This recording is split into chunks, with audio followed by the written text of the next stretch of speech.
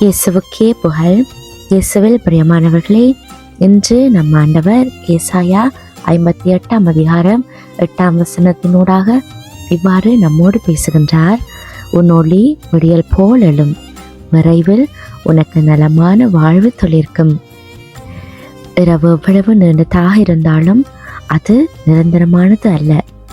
இருளுக்கு பிறகு விடியல் நிச்சயம் வரும். அதுபோல எங்களுடைய வாழ்க்கையிலும் சில நேரங்களில் இருள் சூழ்ந்த தருணங்கள் இருக்கும்.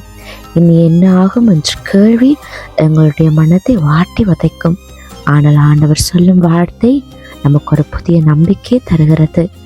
உன் ஒளி விடியல் போல் எழும். விடியல் ஒரே நொடியில் பகலை மாற்றுவது கிடையாது. முதல்ல இருள் நடுவே ஒரு சிறிய வெளிச்சம் தோன்றும்.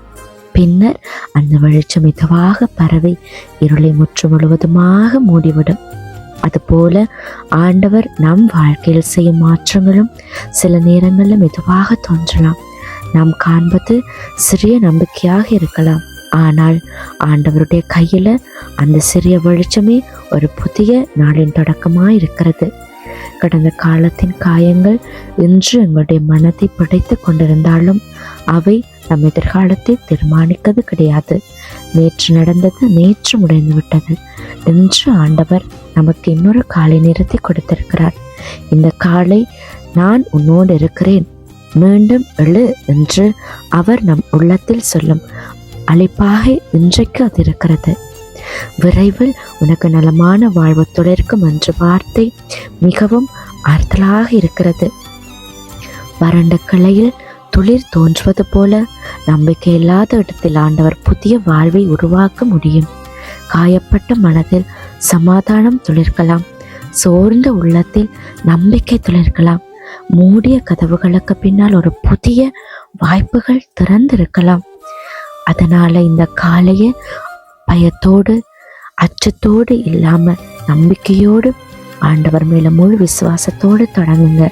நேற்றிருந்த இருளை நினைத்து இன்று கிடைத்த வெளிச்சத்தை இழந்து விடாமல் இருப்போம். நம் கண்களுக்கு இன்னும் முழு விடியல் தெரியாமல் இருக்கலாம். ஆனால் ஆண்டவருடைய வாக்குத்தத்தம் நிச்சயமானது. அது எங்களுக்கு ஏற்ற காலத்துல ஒரு பெரிய பிரகாசம் நிறைந்த ஒளியாக எங்களுடைய வாழ்க்கையில அது உண்டாகும். அதனால இன்று உங்களுடைய உள்ளத்துல ஒரு வார்த்தையை மட்டும் ஆழமாக பதித்து வச்சுக்கொள்ளுங்க. என்னுடைய விடியல் வந்து கொண்டு இருக்கிறது என்று. உங்களுடைய கண்ணீருக்கு முடிவு இருக்கு, உங்களுடைய சோர்வுக்கும் ஓய்வு இருக்கு, உங்களுடைய இருளுக்கு வெளிச்சம் இருக்கு, உங்களுடைய காத்திருப்புக்கு நிச்சயமாக ஒரு பதில் இருக்கு. அதனால உங்களுடைய இதயத்தை ஆண்டவரிடத்துல ஒப்பு கொடுத்து அமைதியாக நீங்க இந்த நாட்கள்ல பயணிங்க. ஆண்டவர் உங்களுடைய வாழ்க்கையின் இருளை விட உங்களுடைய ஒளியே மிக பெரியது. உங்களுடைய சோர்வை விட ஆண்டவருடைய கிருபை பெரியது. இன்றைக்கு நாங்கள் நம்பிக்கையோடு எழுகிறோம். எங்களுடைய வாழ்க்கையில் ஒரு புதிய விடியலை ஆண்டவர் எங்களுக்கு தர வேணும் என்று நாங்கள் இந்த நேரத்தில் ஜபிப்போம். எங்களுடைய உள்ளத்துல சமாதானத்தையும் எங்களுடைய பாதையில நம்பிக்கையும் தரும்படியாக நாங்கள் ஆண்டவர்கிட்ட இன்றைக்கு இந்த நாளில் ஜபம் செய்வோம். கண்களை மூடி ஆண்டவர்கிட்ட ஒப்பு கொடுப்போமா. அப்பா தகப்பனே, இந்த புதிய காலையை தந்த கிருபைக்காக உங்களுக்கு நன்றியப்பா.